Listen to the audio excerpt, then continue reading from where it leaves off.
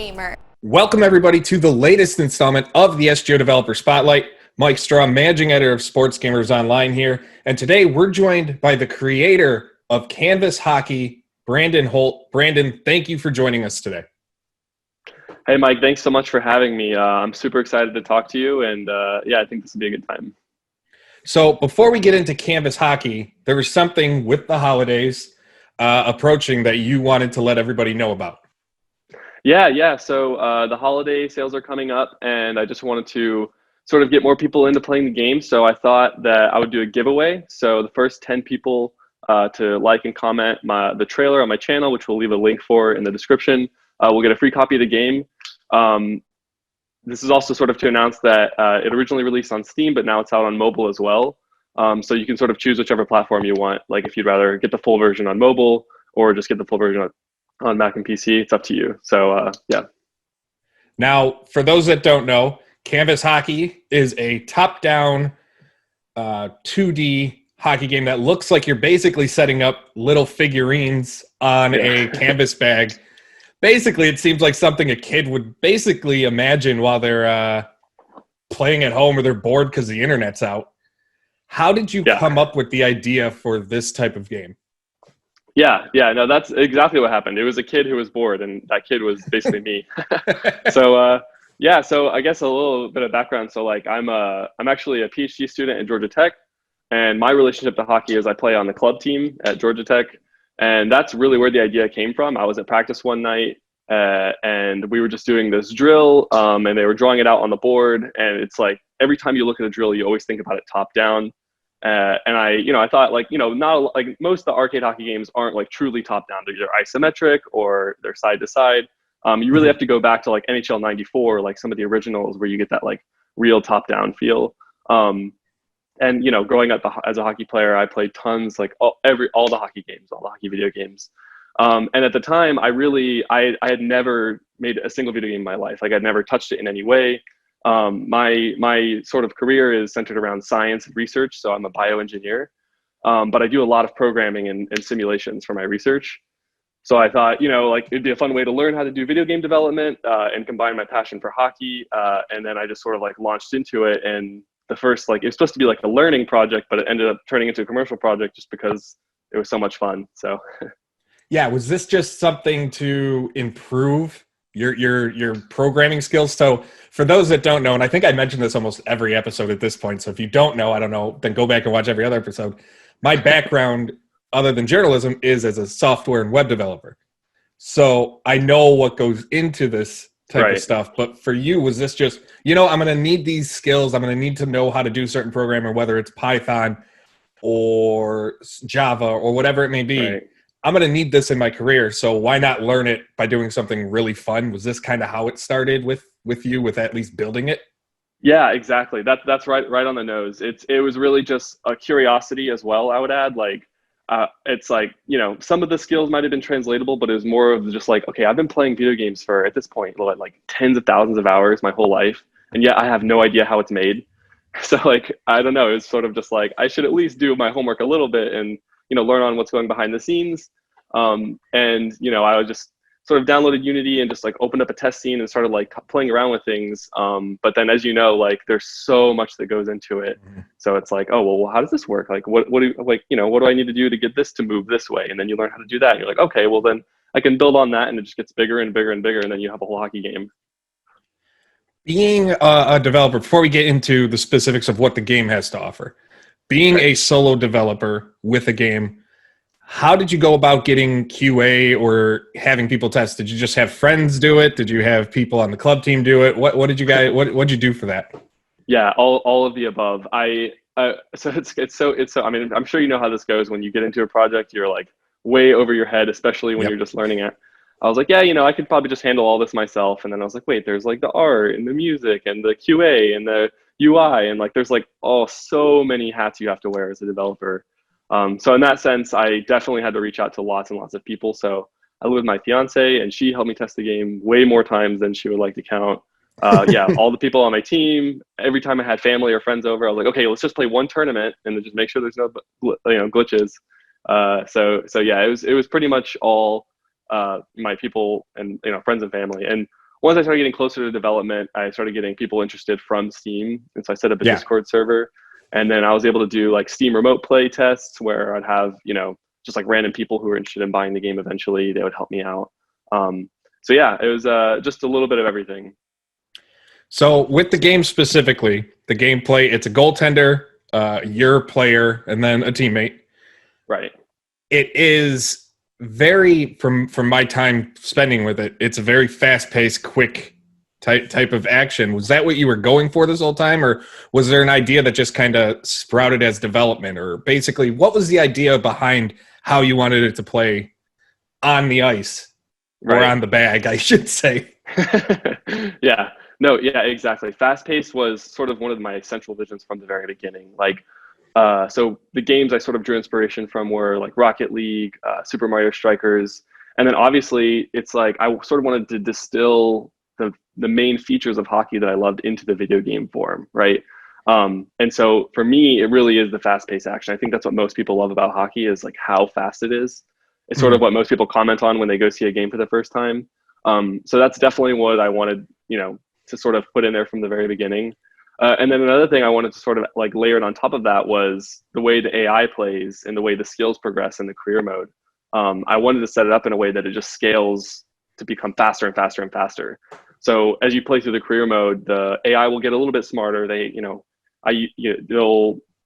AI will have a few more tricks up their sleeve, I guess. But the main thing that happens is that they get faster, their passes move faster, their shot goes faster. And the way the game evolves and the gameplay changes as you move through the career mode, a lot of surprising things happen. Like a sort of, I don't want to go so far as to say emergent behavior, but sort of some things that I didn't expect to change the way the game would work and the strategies that would be the most effective. They really change a lot as you move through the career mode. Speaking of the career mode itself, what was your initial plan for that to try and, because when you look at this type of game and you look at a lot of smaller games, trying to develop a mode to get people to stick around with it rather than, oh, I played it for 5 minutes and I'm done. Right. It's one of the trickiest parts. What did you do, or what was your mindset to get people to want to stick around with this? I think it really would go back to what I just said previously, because when you play a career mode in like NHL, for example, besides, like trying to level up your own players' abilities and like get to that like max 99 overall or whatever, I don't remember feeling like the gameplay changes all that much. So what I was really hoping for was that, as things get faster, like the strategies that are beneficial would completely change. So like, being more defensive, or like setting up and taking shots from your defensive zone, like surprising things that wouldn't work when the game is a lot slower and the puck moves slower. When things move faster, it opens up a lot of other possibilities. So that's really the main thing I was going for. I guess sort of that brings up an interesting point though, because getting people to keep wanting to play the game. There's almost two strategies when you're thinking about a hockey game, right? So on the one hand, there's the career mode, but then on the other hand, there's sort of the local multiplayer features, which keep all things the same. Like every time you play it, if you've got new friends or the same friends, it's like exciting every time. And in my opinion, that really beats the experience of playing with AI in almost any way you slice it. So that's I think where sort of like the tournament mode shines more, and even just like quick play. I felt like in the beginning, that's what I was really like wanted. That's what I really wanted the game to be. It was just a local multiplayer game. But then as I did more research, I found out that at the end of the day, it's really hard to have a local multiplayer game do that well, because most people play video games solitary. So that was sort of why, especially now as well. Yeah, exactly.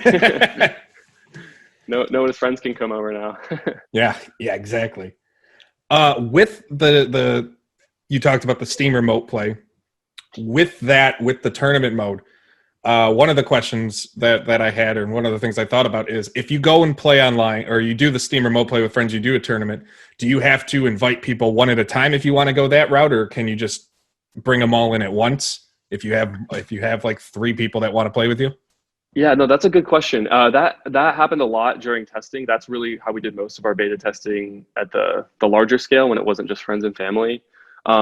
There's sort of 2 features to that. So one is it is at a high level, it works, in the latter way that you mentioned. It's very easy to just pull in like, 3 other people all at once, and it's not like a stepwise process. So it is really easy to get everyone into one copy of the game.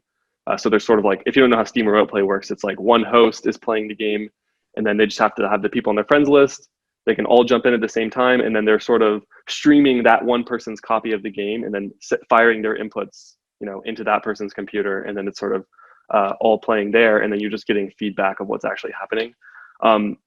And they've done a great job the way it's set up. For the most part, it works extremely well with almost no latency. The second component, though, is that the way that they wire people's inputs into the actual game can get kind of funky.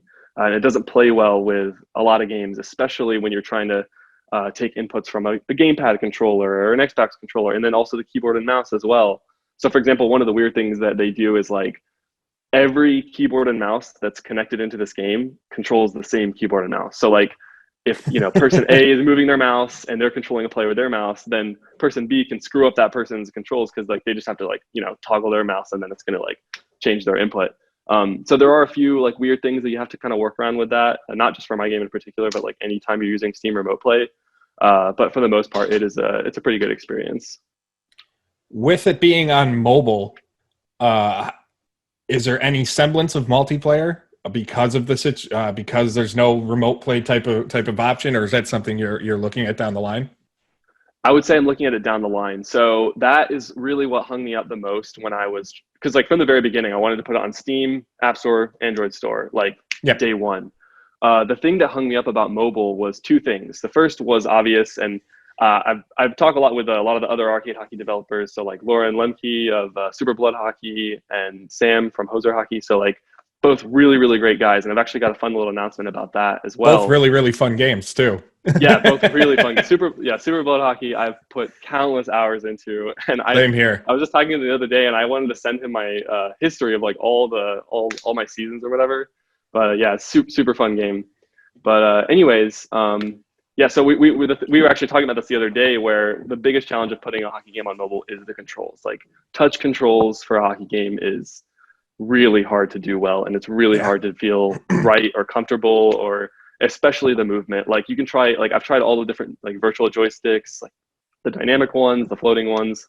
I landed on the one where it's like when you pick up your thumb, the joystick disappears, so as not to interfere with what you're seeing on the screen. And then wherever you put your thumb down, a joystick will be there, and then all the other buttons will sort of like shift to be in like the right place relative to that. That's the control scheme I went with, but it's still not perfect by any means. I think I'm still toggling it. So that's sort of the first thing that hung me up with mobile. But the second thing goes back to what you were saying about multiplayer. What I really, really wanted to do was, and I don't know if you ever remember playing phone games like this when the iPhone like just was blowing up with the iTouch and all that stuff, where you'd have like two people on the same phone, and like one is holding one half and one is holding the other half. There was a little like, I think it was kind of like an air hockey game. Yeah. I think it was air hockey. Really big at air hockey. We just had our fingers and the iPod, something this big, and you're sitting there trying to have two people hold it. Back with the 4-inch screens. It was a great time. So simpler. Now that the phones are bigger, right, I thought that an experience like that could be, a little bit more feasible, particularly with, the newer iPhones and especially the iPads. You've got a giant screen. Like there's plenty of room for controllers and then also seeing the game. And I thought that'd be a really fun way to bring the local multiplayer experience to mobile. And then sort of if you want to layer in a bigger tournament on top of that, or you want to have 2v2, that's where I'd have to jump into either setting up my own servers online or doing a sort of local multiplayer like over LAN or Bluetooth sort of thing. Mm-hmm. So all of that though turned out to be a lot more work to finish in the time frame I wanted to release. And even now, as I've been kind of like piddling around with all of those things individually, even just getting both of the controls on either side of the screen, it's so cramped. There's a couple iterations I tried. It's a little bit harder even on the bigger iPhone screen. So I think it could be ready if you're okay with not a perfect experience, but I think there's a little bit more I want to do to make it more enjoyable. So for now, I just released it as single player only. So that's why, if you buy the full like tournament and career mode, like when you unlock it, it's cheaper than the full like price you would pay for on Steam, because it is only single player. But yeah, that's sort of the vision I have for that in terms of multiplayer. With the game itself, with just the tournament, career mode, just quick games and things like that, do you notice not necessarily a trend in what maybe the beta testers liked more, who you had tested, but for lack of a better term, a trend of what kind of they gravitate to? Sorry, what do you mean specifically? Trends towards like gameplay style or Yeah, gameplay mode, style, what preferred mode? modes they prefer, things like that.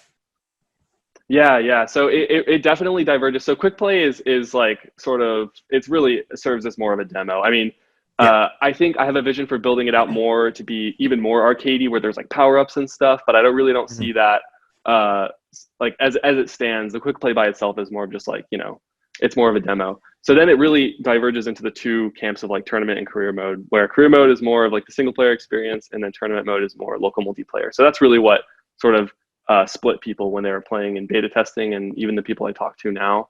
If you're buying the game mostly for a local multiplayer experience, tournaments are a great way to do that. They last like 45 minutes to an hour if you've got Mhm. like all 12 people, because like you can have 6 teams of 2. Or if you just have like 2 or 3 people, the tournaments go by much quicker because you can just sim through the bot games. And then Yeah. the career mode is when you're playing by yourself. Then people just play that for long amounts of times. And it's funny enough, actually, I don't know if I should admit this, but I was quite impressed by how many people have already beaten quote unquote the career mode. So the highest league is Canvas Hockey Elite. And that's when the AI just goes bananas. Like all the stats are jacked through the roof. I programmed in like hard coded so many tricks, like so many weird things and passes they'll do. And like it's so hard. like like I made the game, and I don't know if I should admit this, but I can't beat it.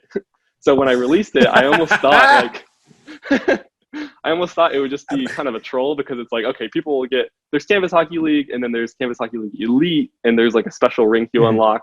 I was like, I don't know if anyone can do this. It's like week 1, there was like 2 or 3 people who like beat it like within Done. like 10 hours. I was like, what the So you were trying to be one of those people who made like the most impossible Super Mario Maker level, right? Oh, and I then love you Super find Mario. out people actually can beat it, and then you're like, well, okay, cool, I Yeah, guess. exactly. I guess I'm that Exactly. bad. Exactly. I made a game I can't even beat, but other people can. So, yeah, I wasn't Well, at really least they trying to can be a beat it. troll, but yeah, Yeah. I'm happy that it actually turned out to be an appropriate level of difficulty. So I Mhm. thought that was pretty funny. Is there any when in the career mode you can trade your players, you can even trade Yeah, yourself if you want. yeah. Um, is there any logic that was built in behind that, or is just I don't want to play in this team, I'm going somewhere else, and you can pick wherever? Yeah, yeah, that was so sort of the way. So there's kind of 2 layers to that. So first is the way the trading actually works. It's I would say it's pretty common sense, right? Like if one player is better than the other one, there's sort of I guess there's sort of 2 subcomponents into that, right? So there's like how good the player is in terms of their skill rating, and then how well they've performed. So like how many points they've scored. So it's a balance. If somebody's like scoring a bunch of goals and they have a higher skill rating than the player you're trying to trade, like obviously that's not going to work, and then vice versa. The way you can have a trade make any sort of sense, just like in the real world, is like, okay, this player like on paper is better, but they're not performing as well. So we'll Mhm. swap them for someone who's performing better, even though their skill rating is lower. So there's sort of a gradient of probabilities that I've coded in for those gray areas, I guess. Um, so I'd say that's pretty a common sense way of how the way the trading actually works mechanistically. But then sort of there's a second level of like the higher level strategy of why you would want to trade. And it's just sort of like you said, it's built in to be a way of sort of getting around when you're under leveled. So like if you're progressing through the leagues really fast, you might get to a point where like everyone in the league is like an 80 overall, but you're still like a 40. And just physically, you're going to be so much slower. Your hits aren't going to have as much impact. It's going to be really frustrating for the player, especially if you're carrying these teammates from the previous league who are also in that like 40 range. So it's a way for you to sort of, in that first game, in a very small sample size, if you can score a bunch of goals, if you can perform really well in that first game, it sort of gives you the opportunity to trade out for someone on another team. And then you can sort of be carried through that season while you're slowly leveling up. And I just thought it was a fun way to sort of, stop players from getting stuck at a point where they're getting really frustrated. And so far, Yeah. I think the feedback's been it works pretty well. Is there any as the game's launch is here, or it's out on platforms, people are starting to pick it up and get into it more. Are there any plans that you have, mainly for the Steam version, for future updates or features down the line? The biggest thing I would want to add is an online mode. So Hoser Hockey that's one of the biggest selling points of it is it's got an online mode, and there's like ranked leagues and stuff like that. I really want to add that. there's a couple of other game projects I'm working on as well that I'd love to plug at the end if you're curious what they're about. And I've also got my PhD going on. So just given all that amount of time, it's hard for me to really like squeeze in that. I'm working on it a little bit here and there, but what I would really need is somebody who's got a lot of experience with networking and multiplayer games if they wanted to help out and then just kind of like jump on board as one of the developers and push that new version. I think it would really bring it to the next level, really grow the player base. So if there is anyone listening to this that's interested in helping out with that, hit me up because otherwise it'll just take a little bit longer, but it could happen eventually. And we'll wrap this up on, is there anything that about the game, about Canvas Hockey, that players don't know by going to the Steam page or diving or reading the descriptions or even listening here that they should know? That's a good question. I guess probably the only thing I can think about is maybe the way the game was actually, like the character models were built. So it was actually with drone footage. So it sort of like has this like hand-drawn style, like feel of like the character models. But the way it actually happened was my fiance's dad has a drone, and I got him to come out to one of my practices one night and just like fly over us while we were practicing. And then I just used all the frames from that video, cropped out the players, ran it through a couple of algorithms to like sort of distort how the pixels are related to each other, and it made it sort of look like that, like painted, which I'm sure you've seen online. You can like plug in a picture and then it makes it look like it's like painted. It's essentially that. And then I just like slapped those in as the character models and ended up looking kind of fun. So yeah, I'd say maybe that's sort of like a behind the scenes thing that some people might not know.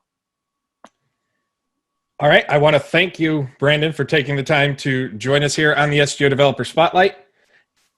You can check out Canvas Hockey on Steam, the Apple iStore, and Google Play.